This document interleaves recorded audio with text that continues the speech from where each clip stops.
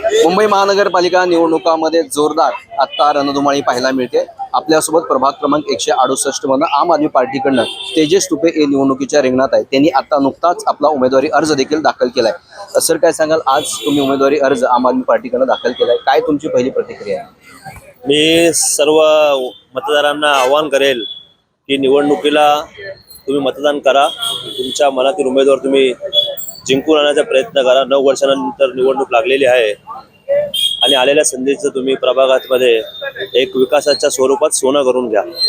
मतदार मतदान करून त्यांना मिळालेल्या संधीचं सोनं करतील, पण तुम्हाला जी संधी पक्षाने दिली आहे, निवडणुकीच्या रिंगणामध्ये तुम्ही उतरताय तरुणात, त्याचं कसं तुम्ही सोनं करणार ते?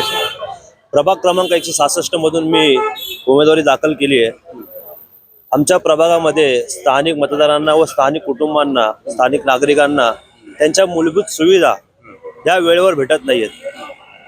अनेक प्रश्न आहेत, पाणी झालं, गटारं झाले, पावसाळ्यात LBS रोडला पाणी साचतंय, त्यानंतर कचऱ्याचं व्यवस्थापन होत नाहीये व प्रशासनामध्ये भ्रष्टाचार चाललाय।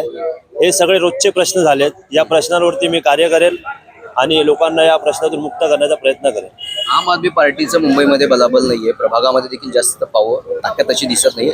तुमच्या समोर शिवसेना शिंदे गटाचे संजय तोडे जे माजी नगरसेवक आहेत, इकडं मनसेचे उमेदवार खैरनार आहेत, तर काँग्रेसचे देखील उमेदवार घनश्याम बापकर देखील, या सगळ्यांचा कसा सामना करणार?